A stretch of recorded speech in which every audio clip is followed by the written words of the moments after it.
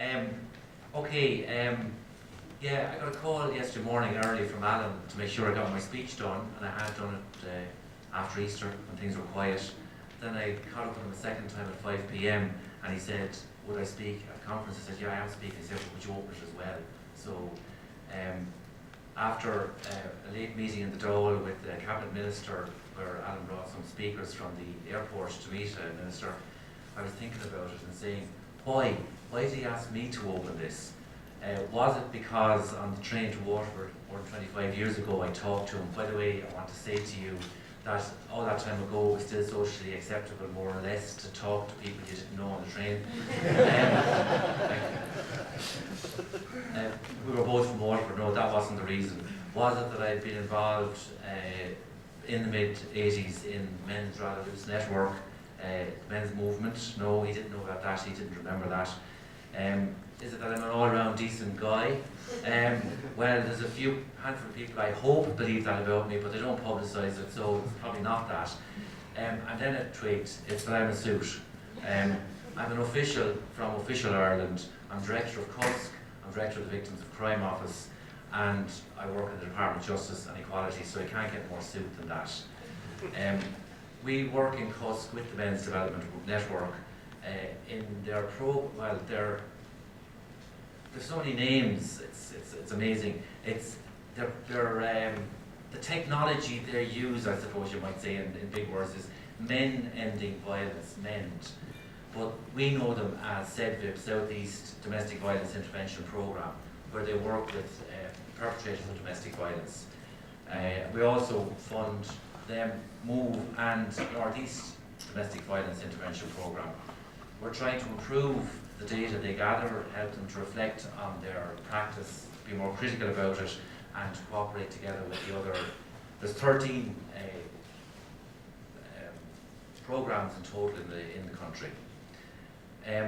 CUSC also has an awareness grant scheme. Some of you in the room might be aware of that. The closing date is 26th of April. We don't fund conferences. I say that again, we do not fund conferences. Alan got a few bob from us to raise awareness about the conference, publicity and so on, for brochures. So what are we here at the Gibson Hotel for? Now, this is an amazing place, architecturally, and the views are extraordinary, but apart from that, why are we here? And what do we hope to hear? Well, you've read the programme, you've read about the speakers. You probably know a lot more than I do about what we're going to hear today. But what I hope to hear is two things. One of them is about power. We all have power. Michel Foucault, French philosopher, would tell us that. And it's unevenly distributed. I'm the speaker now, and you're the listener, so in a sense I have some more power than you have in this context, as long as I play by the rules. But we all have power. And feminism has drawn our attention to the unequal distribution of power in society, in work, in relationships, in families, and even in churches. So I'm hoping today we might hear a little bit about how do men use power. Now I know, coming from the Department of Justice, that on the extremes men kill. They kill other men and women.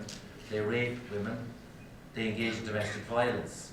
I also know from the equality wing of the department that they can dominate in hierarchical structures, and they do tend to get paid more. For many years, as a young man, I believed that women were the better gender. I think that was because there was a lot of strong women around me, and there was a lot of feminism that I was listening to and taking on board. But now I see a little bit of what men and women do, and both genders can be heroic. Both genders, a lot of people are doing the best they can. In both genders, some people are perverse and awkward, and there are a minority who are evil in both genders. So today, I think it would be good to hear about how men use power, but also the cost to men. I think that's what we're going to hear about, the cost to men of the unequal distribution. It seems that everything is going men's way, but we might hear a little bit about that. Also, a second thing I'd like to hear about is transformation, because I think this conference is probably or possibly or hopefully about transforming society, which is a big ask, but it starts with transforming ourselves. And how can men transform themselves? And maybe it's about gracious cooperation with the good that's in feminism, critical engagement with what's doubtful, and from a position of respectful self-confidence to engage with the whole feminist issue.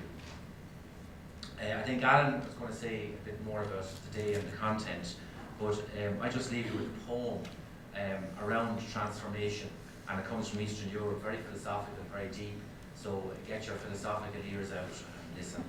The Door by Miroslav Holub. Go and open the door. Maybe outside there's a tree, or a wood, a garden, or a magic city. Go and open the door. Maybe a dog's rummaging. Maybe you'll see a face, or an eye, or the picture of a picture.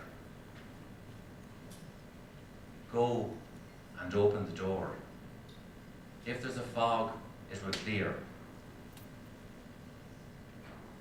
Go and open the door, even if there's only the darkness ticking, even if there's only the hollow wind, even if nothing is there.